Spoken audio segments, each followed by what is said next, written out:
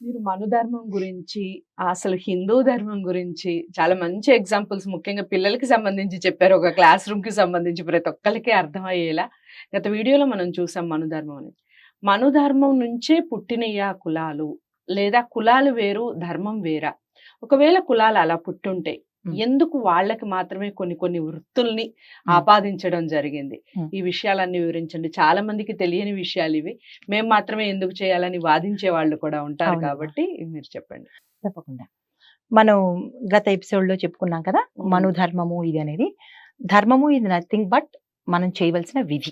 అది కంపల్సరీ ప్రతి ఒక్కళ్ళు చేయాల్సిందే. అయితే ఇప్పుడున్న మనుస్మృతి అంటే 7 మనువుల కాలం నుంచి ఇది పరంపరగా వస్తోంది. అయితే దీనిలో మనకేంటంటే కాలక్రమేణా ధర్మం కూడా మనకి కాలక్రమేణా మారుతూ వస్తుంది. త్రేతాయుగంలో ఒక ధర్మము, ద్వాపర యుగంలో ఒక ధర్మము, సత్యయుగంలో ఒక ధర్మము. ఆ ధర్మాల్ని మనం చిన్న చిన్న మార్పులతో, ఇప్పుడు రాముడి కాలంలో ఉన్న ధర్మమే మనం ఇప్పుడు పాటించాలంటే అయ్యేది కాదు. కష్టమైన పని, చాలా జరగదు. అట్లా ఏం చేస్తున్నారంటే ఆ యుగానికి తగ్గట్టుగా ఆ ధర్మాలని మార్పులు చేసుకుంటూ వస్తున్నారు.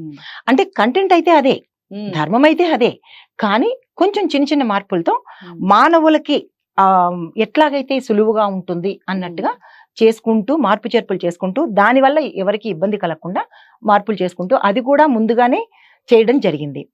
అయితే ఇప్పుడు ఈ మనుధర్మ ప్రకారంగా మనం కులాలు అనేవి, కులము అనేది ప్రాతిపదిగా కాకుండా బ్రహ్మ నుంచి నోట్లోంచి వచ్చిన వాళ్ళు బ్రాహ్మణులని, భుజముల నుంచి వచ్చిన వాళ్ళు రాజులని, తొడల నుంచి వచ్చిన వాళ్ళు వైశ్యులని, పాదాల నుంచి వచ్చిన వాళ్ళు శూద్రులని అంటారు. అంటే ఎందుకు బ్రాహ్మలు నోటి దగ్గర నుంచే వచ్చారు అంటే, దీనిలో ప్రత్యేకంగా ఏది హై అని, ఒకటి ఎక్కువ ఒకటి తక్కువ, ఇది నీచము ఇది ఇది అని ఎక్కడ తేడా లేదమ్మా. ఎందుకంటే ఇవన్నీ కలిస్తేనే ఒక రూపం. అవును. వీటిల్లో ఏది లేకపోయినా అంగవైకల్యమే కదా. సో వాళ్ళని మనం ఏమని పిలుస్తాము? దివ్యాంగులను పిలుస్తాము.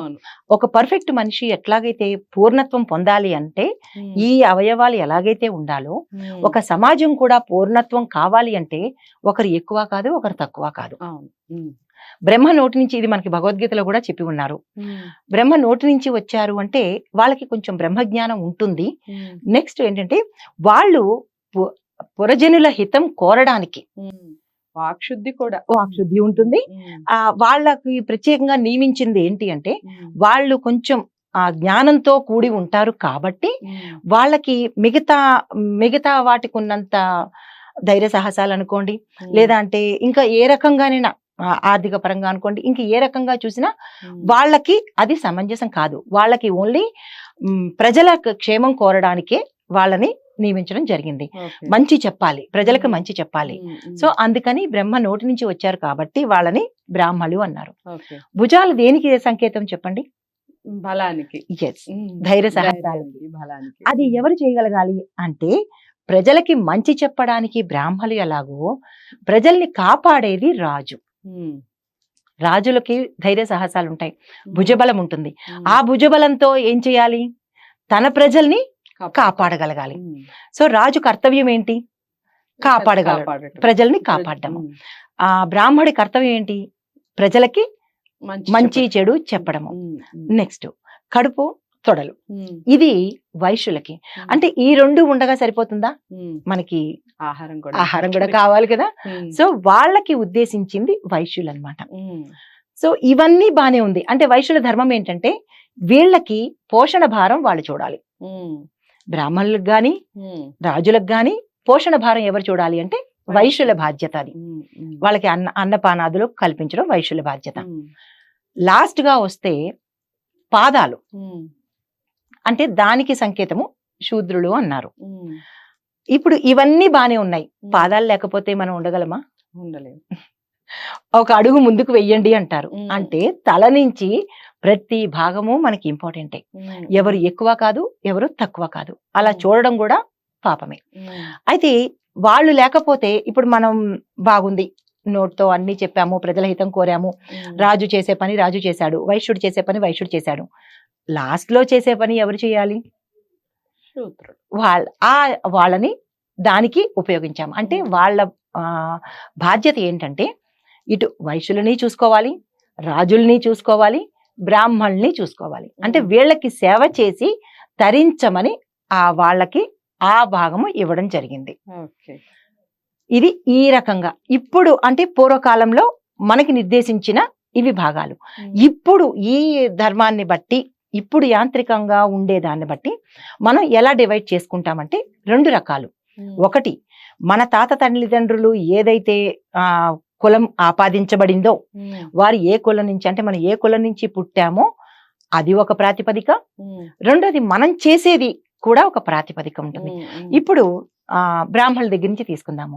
పురోహితం చేసేవాళ్ళు, నెక్స్ట్ గుళ్ళో చేసేవాళ్ళు, జ్యోతిషం చెప్పేవాళ్ళు, ఇలాగ ఈ భాగాలన్నీ చెయ్యగలిగింది చేసేది ఎవరు అంటే ఈ కాలంలో, ఈ జనరేషన్ లో బ్రాహ్మణులుగా మనం చెప్తాము.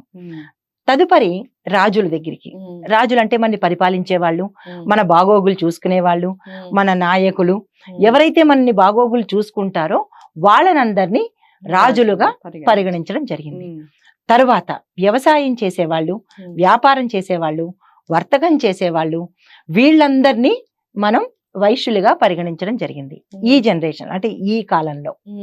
తదుపరి ఉద్యోగాలు చేసేవాళ్ళు, అంటే ఎలా చెప్తామంటే వీళ్ళందరినీ చూసుకుంటూ, వీళ్ళందరి సేవ చేసుకుంటూ, వీళ్ళందరికీ ఉపయోగపడుతూ ఈ ఆఖరి వీళ్ళు వాళ్ళ నియామకం అట్లా జరిగిందనమాట. సో ఈ వీళ్ళ నలుగురిలో ఎవరు లేకపోయినా మనుగడ సాగదు, సమాజం లేదు. చాలా బాగా చెప్పారమ్మా. మొత్తానికి రఘుప్రియ గారు మాట్లాడుతూ ఉంటే సమయం ఇలా గడిచిపోతూ ఉంటుంది, హాయిగా అనిపిస్తూ ఉంది. మనకి తెలిసిన విషయాలే కానీ కొన్నిసార్లు తప్పులు దొరుకుతూ ఉంటాయి. కొంతమందిని తక్కువ చేసి చూస్తూ ఉంటాం. సమాజంలో జరుగుతున్న కాలంలో, ఈ మధ్య కాలంలో చాలా వరకు జరిగింది. టెక్నాలజీ అంటున్నాం, ఇంత టెక్నాలజీ పెరిగినా మనం కొన్ని పొరపాట్లు చేస్తూ ఉంటాం. నిజానికి అసలు నిజాలు ఏమిటి, ధర్మం ఏం చెప్తుంది, మనం ఎవరిని ఏ విధంగా గౌరవించాలి, ఎందుకు అలా చేయాలి, ఈ విషయాలన్నీ వీడియో ద్వారా తెలుసుకున్నాం కదా. మరి వీడియోని లైక్ చేసి షేర్ చేయండి. డౌట్స్ ఏమన్నా ఉంటే కామెంట్ బాక్స్లో తెలియచేయండి. రఘుప్రియ గారిని కలవాలంటే స్క్రీన్ మీద కనపడే నెంబర్కి కాల్ చేయండి. తదుపరి వీడియోతో మళ్ళీ కలుస్తాను. నమస్తే.